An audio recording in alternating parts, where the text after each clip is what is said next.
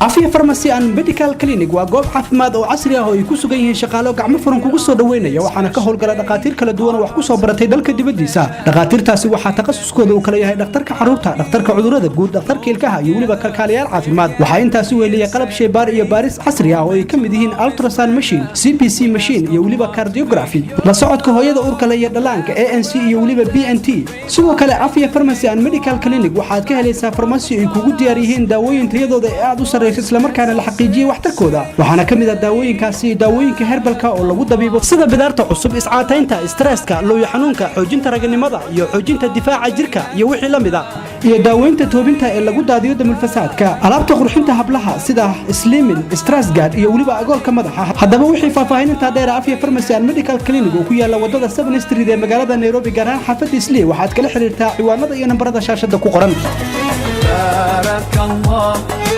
barakallah